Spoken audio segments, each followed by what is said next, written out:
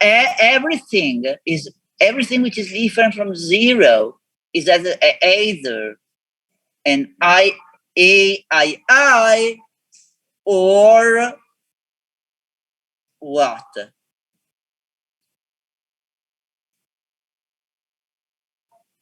Or something which is above the diagonal. Oh, here. Sorry.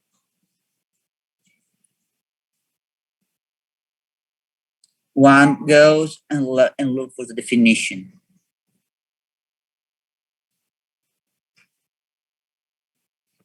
It's an upper diagonal matrix. Because, look, if A, E, J is different from zero, then J is greater or equal than I. But it really doesn't matter. You will see that triangular matrices are pretty easy to work with when solving systems. But what the focus will be on the, in some sense, on the identity matrix. The identity matrix is a matrix, a diagonal matrix having all non-zero entries equal to 1. What a nice property of this matrix. If I multiply a matrix by this matrix on the right or on the left, depending where it's possible, I get the other matrix. It's called the neutral element for the multiplication.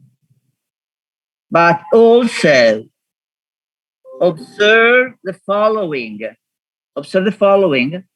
That this implies that if X is in Rn,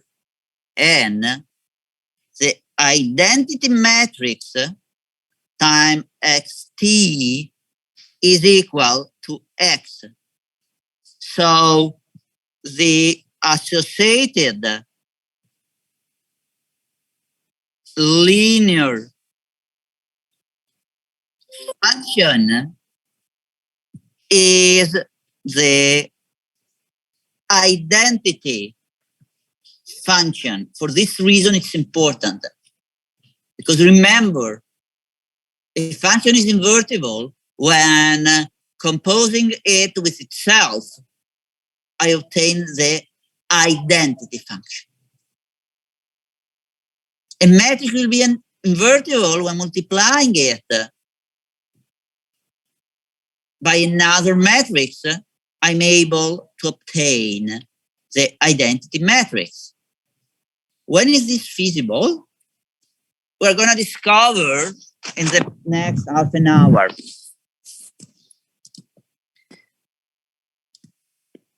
So, but let's start defining what's the power of a matrix.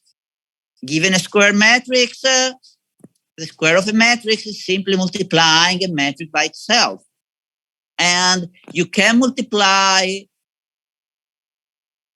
a matrix k times by itself. It's called the power k of a given matrix. And for, let's say, contiguity, for coherence with the case of number, as convention, we define a matrix to power 0 being equal to the identity. Remember, we are doing it with square matrix only. Because if a matrix is not a square matrix, this if A is not a square matrix, A square is not defined. Needless to say, I've seen students trying to take the square of a 2 by 3 matrix.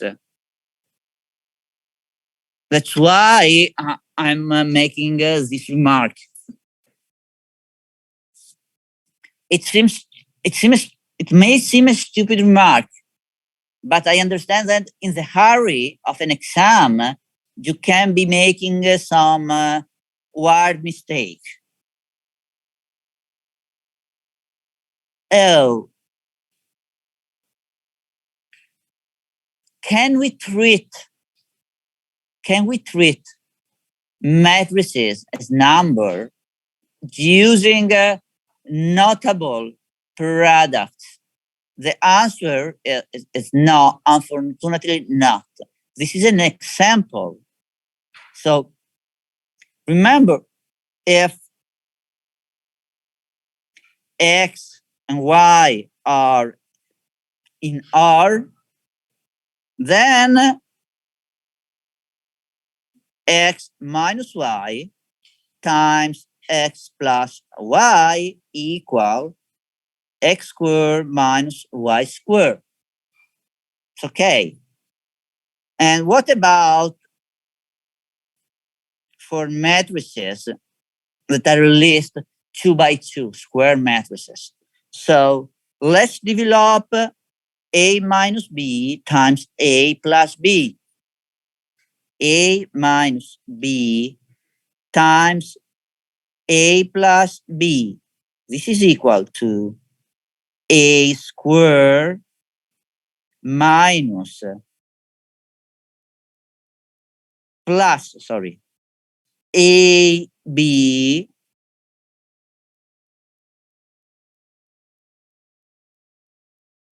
minus B A minus B squared. So A squared minus B squared plus AB minus AB, sorry, exactly, minus BA is equal to A squared minus B squared if and only if this sum, this difference is equal to 0. AB minus BA is equal to 0, which is true if and only if AB equal BA, as we want to prove. So this is true if and only if in multiplying the two matrices, the order doesn't matter, which is not always the case.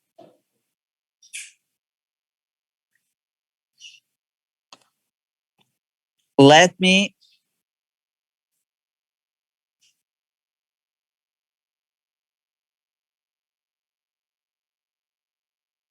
okay. Let's try to solve another exercise, which is actually kept from an exam.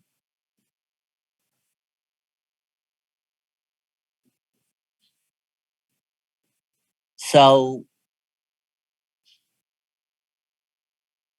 what is here? Let me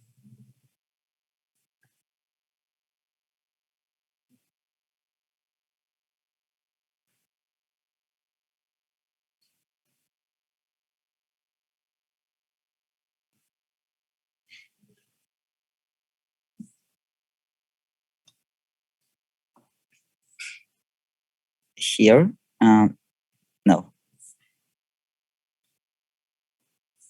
So what is